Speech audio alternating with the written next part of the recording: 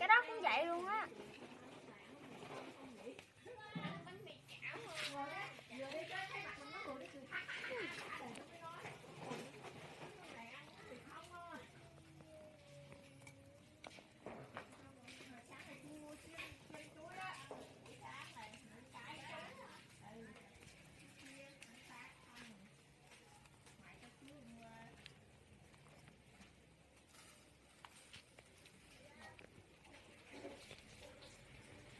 Chắc ra hết bãi chưa?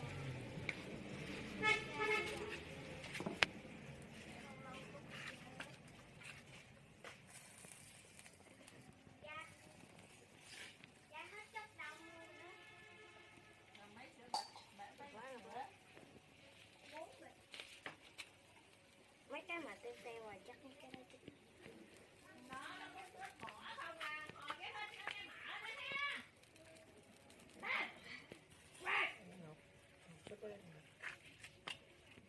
Cây chuối này. Đây này. Cái hai đợi. Cái hai đợi chứ dẫn đâu. Trứng Nhật kìa, trứng Nhật kìa.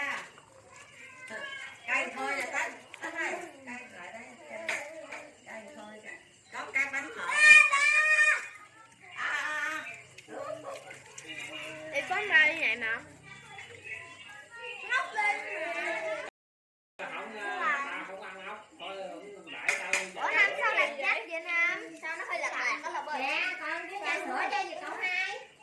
Trà sữa con nhóc. Tao đâu có thèm ăn cánh kem này đâu, không ăn ốc luôn nữa. Không tao chỉ Tính sữa tiền hả?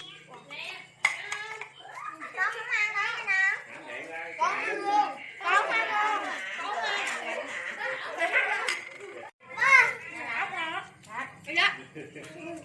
Trời, nó để bà nó mà chặn hoài á. Ốc nướng. À, trà sữa nấu tại nhà. Trà sữa mới nấu á, con nấu ốc ơi. Nó hơi hơi lạc lạc á. Ăn không thôi, đúng sao nè. Ăn không? Hả miệng ra. Để trên đầu tủ đi nè. Nghe uống rồi là ốc ngon không? Dữ. Khỏi nóng nè. Sao cũng vậy? Ngon chứ ngon. Đem vô. Chọn luôn á hả? Dạ tới rồi để em ra sang nãy rồi. Nói đẹp nha. Ngon lắm đó cậu hai đâu. Hai quan bánh nè. Ngon mọi người. Khá ha. Ngọt à. Rồi các bạn chúng ta có thể tận dụng. Chưa, không có nghe ai hát nó tới đây. Một đứa cái còn rồi. Không có nghe hát chỉ chơi nhào cho thấy có ăn đâu mà. không ai chúc Không có hát hay không phải sinh nhật chỉ chơi cái nhà vô ăn thôi. Bây giờ hát. Ta. Con thấy không? Ăn từ từ Trứng ơi. Bây giờ tấn công rồi nè thôi. Rồi bạn ăn gừng gừng đúng rồi, thử dụng lên bạn. Anh ba Vĩnh tấn công rồi. Ôi ơi.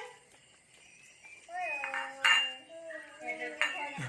Ôi ơi, Dũng ăn một từng con nhá. Ok, từng con. Ăn từ từ thôi. Con hai rồi thôi. Đá mình mấy chân luôn mà. Anh ba tính nè. Ta chân luôn. Ngã chơi, ngã nó mới thật không phần trăm. Ồ quá trời. Em chơi Luôn, ăn dữ vậy trời. Chơi hết. Nè. Chơi hết. Cái này.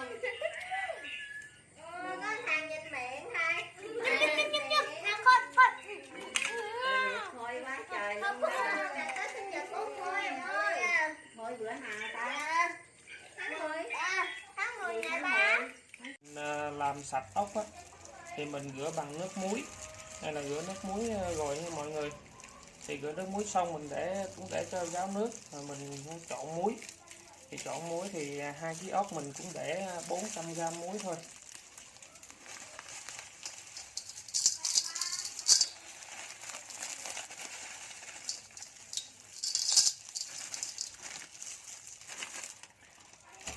Rồi mình trộn lên cho đều. Thì mắm ốc á, thì nó khác với mắm cá. Thì mắm ốc á, thì mình trộn xong thì mình để 2 đêm. mình để 2 đêm thì mình đem ra thì mình vắt cho khô nước, rồi sau đó mình mới thêm gia vị, rồi mình mới vô keo. Thì mình muối xong thì mình để 2 đêm ha mọi người. Rồi, sau khi mình muối ốc được 2 đêm thì mình sẽ vắt nước ra ha mọi người.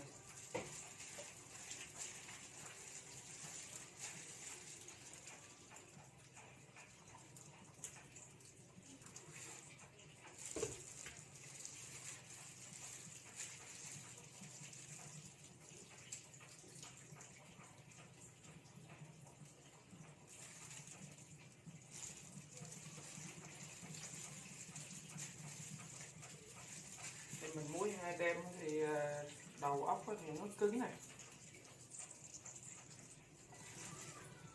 nó thấm muối này.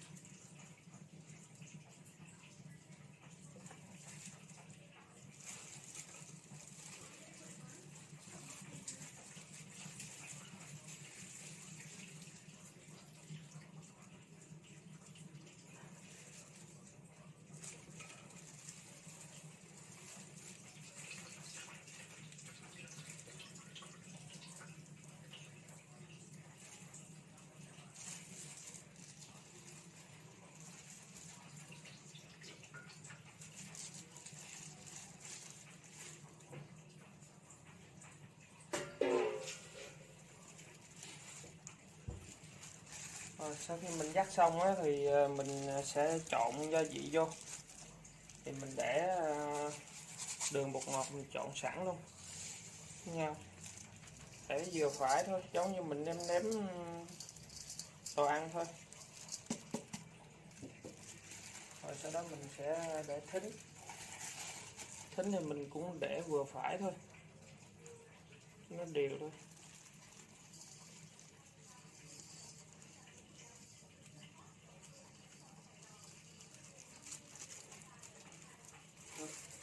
Sau đó mình sẽ trộn lên cho đều.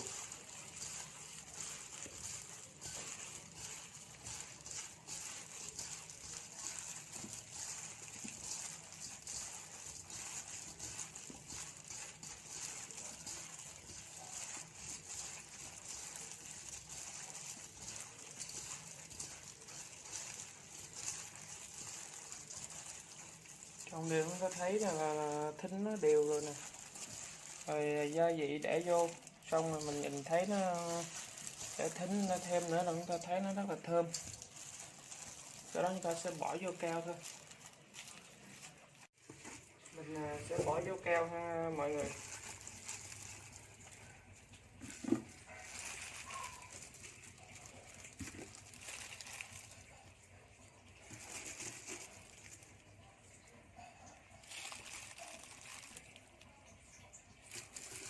Đó mình sẽ đè nó từ từ, mình để được một phân nửa nữa đó mình sẽ đè nó dẻ, đừng cho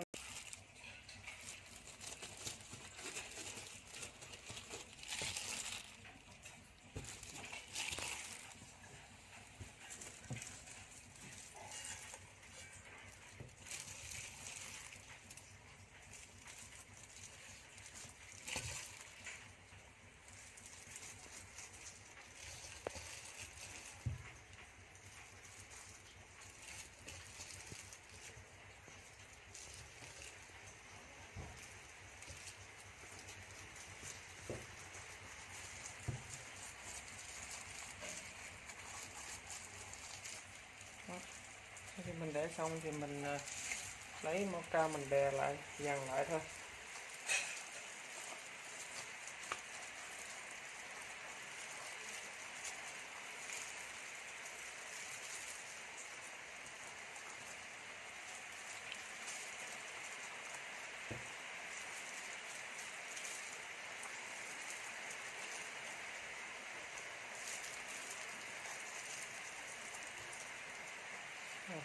Sau khi mình hoàn thành xong thì mình để khoảng 1 tháng đi. 1 tháng thì mình sẽ coi nó như thế nào, thì mình sẽ đem ra mình sẽ chế biến cho mọi người cùng thưởng thức nha mọi người. Rồi video của mình tới đây là kết thúc. Hẹn mọi người khi mà mắm đầu ốc bươu vàng của mình ăn được, mình sẽ đem ra cho mọi người xem nhé. Chào tạm biệt mọi người.